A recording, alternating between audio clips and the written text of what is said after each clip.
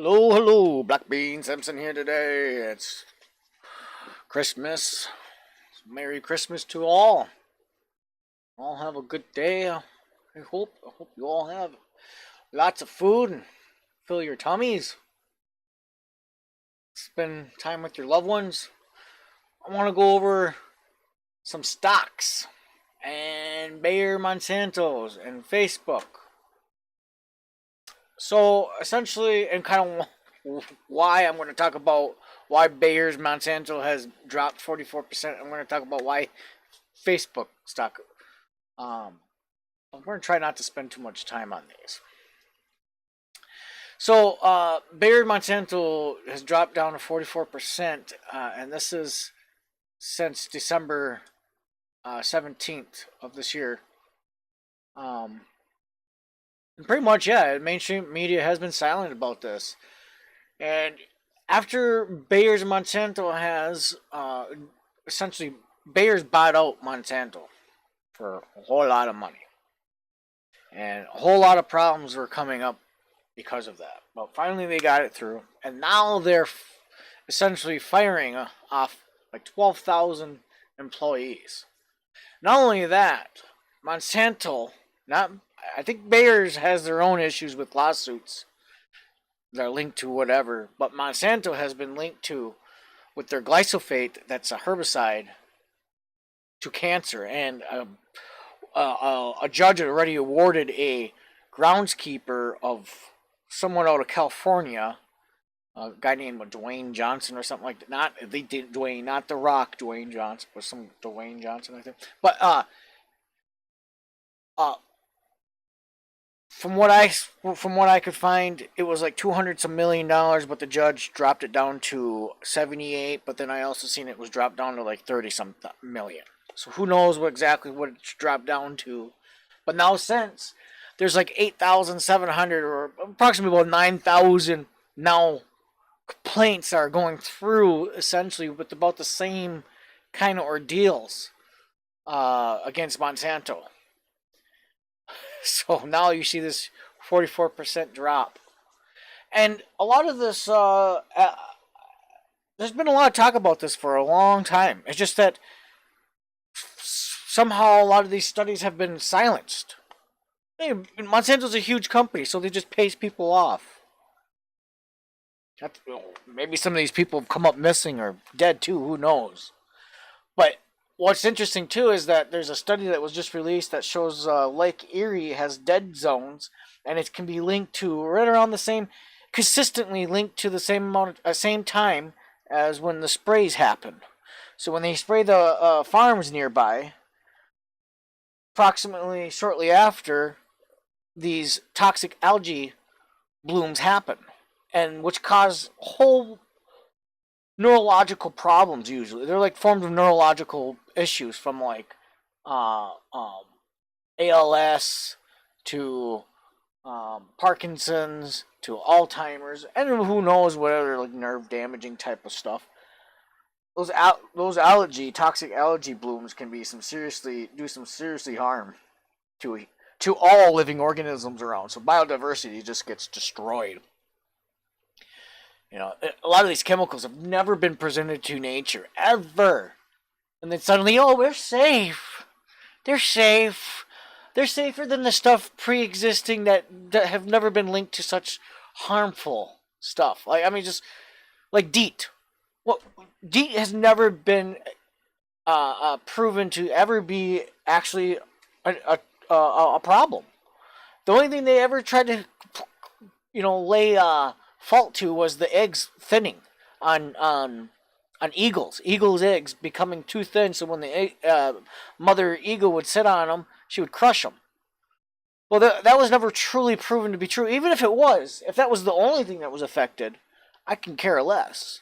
But so far, there isn't, thousands and thousands of people coming and be like, I got cancer because of DEET. There's videos of kids just being sprayed with DEET like crazy. Where's all those kids just dying of cancer? At least there was no, at least to my knowledge, there was no lawsuits. There's nothing. There's nothing. Nothing. Besides two people that got, I think they're the ones who pretty much started I think they're the ones who started EPA, Environmental Protection Agency.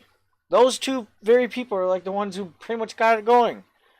The ones who took down DEET, even though it's like my what's clearly seen is the main contributor why there's so many humans today, is because DEET is the actual main contributor of eliminating all the bugs and whatever that carried the diseases and bacteria and viruses that would essentially kill humans. Now, since they're mostly gone, we've been able to thrive. Humans tend to tame nature so we can thrive.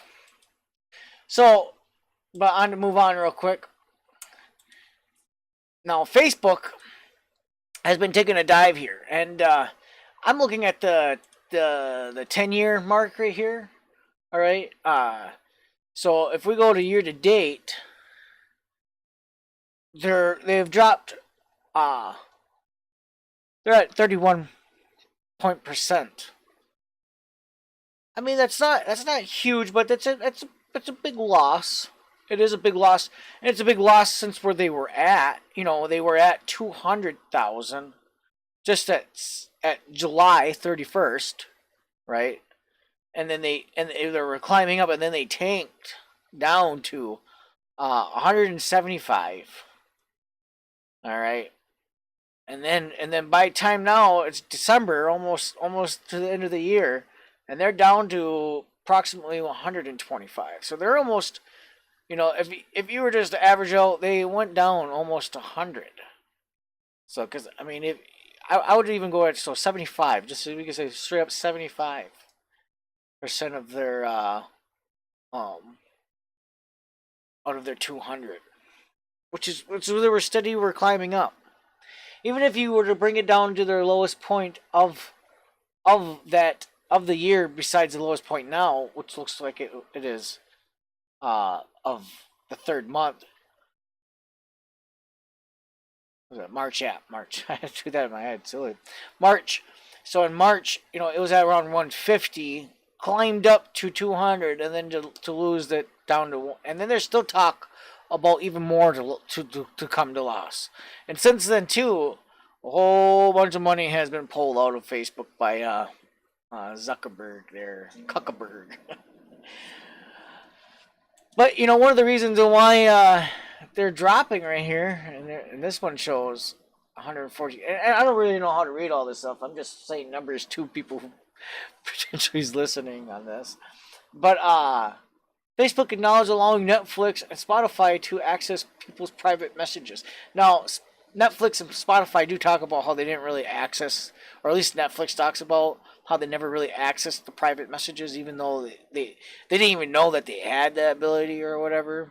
Maybe even Spotify said the same thing, but I don't know. But the fact is that it's pretty crazy that Facebook has that ability and gives it, I understand that since you guys are the main gateway to your Facebook, but at the same time, you can make it set up to where you pretty much don't have the ability to look into or change without really decrypting stuff or something like that.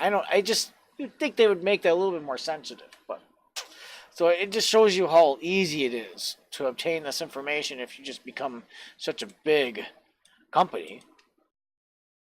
So Facebook is taking a big hit because of that, and they're going to take more of a hit because people just don't want Facebook no more due to their censorship, their lack of being nuanced for the next generation, the fact that the new generation doesn't really care for Facebook and Twitter and Instagram and stuff like that. All those types of new phone apps are what's the next best thing. They're quick, they're easy, they don't take up a lot of space, they can be done through your phone. They're better. They usually work better than the Facebook app. That's where it's at. It's, if you want to become something with the social media world, it's not directly through the computer anymore. It's going to be through the phone because that's what phones were initially designed for, so you can socialize and communicate. If you like this podcast, please like and subscribe. If you didn't like this podcast, still, please like and subscribe. Y'all have a Merry Christmas. Comment down below or anything. Say, hey, Merry Christmas. Thank you. Have a great day.